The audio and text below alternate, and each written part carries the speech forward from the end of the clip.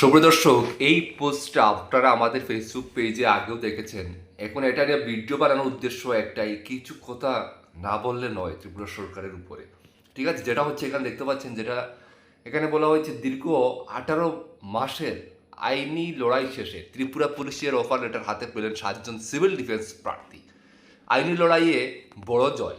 ঠিক আছে, তো এখানে দেখতেও পাচ্ছি আমরা 7 জনের হাতে ত্রিপুরা পুলিশের তরফ থেকে অফার লেটার দেওয়া হয়েছে। কিন্তু এখানে কিন্তু একটা প্রশ্ন থেকে যায়।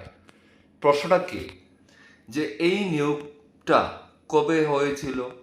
সিভিল ডিফেন্সের হোক বা ত্রিপুরা পুলিশের যে নোটিফিকেশন কবে বের হয়েছিল, কবে রাজ্য সরকার এই শূন্যপদটা ক্রিয়েট করেছিল, এটা কিন্তু আমরা কেউ জানি না। ঠিক আছে, মোটামুটি আমরা কেউ জানি না। যদি কেউ জেনে থাকেন অবশ্যই কমেন্টে জানাবেন।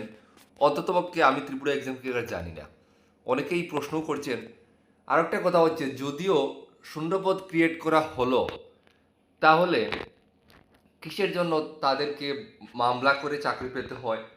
মামলা করে আমরা দেখেছি বারবার ত্রিপুরা গভর্নমেন্টের তরফ থেকে আমরা বিভিন্ন প্রার্থীরা যারা বঞ্চিত হন, তারপরে তারা মামলা করে তারা অফার লেটার পায়। তাহলে অফার লেটার পায় অর্থাৎ তারা তো যোগ্য, সেই জন্য তারা পায়। তো আমাদের কি এরকম অবস্থা হয়েছে ত্রিপুরা রাজ্যের, যেটা আমাদের নিজেদের অধিকার ছিনিয়ে আনতে বলে আমাদের প্রত্যেকটা চাকরিতে এখন আমাদের আইনের দ্বারস্থ হতে হয়? কি হচ্ছে ত্রিপুরাতে?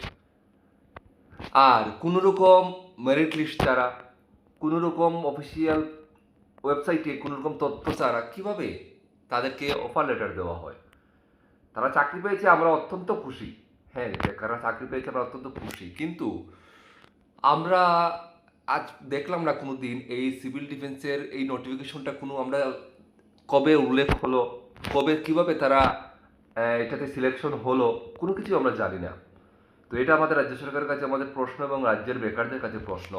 আরেকটি প্রশ্ন, যে ত্রিপুরার কাছে আমাদের অবস্থা কি এরকমই খারাপ হয়েছে যে আমাদের নিজেদের যোগ্যতা অর্জন করতে হলে আমাদেরকে হাইকোর্টের সুপ্রিম কোর্টের দ্বারস্থ হতে হয়? কি হচ্ছে ত্রিপুরাতে?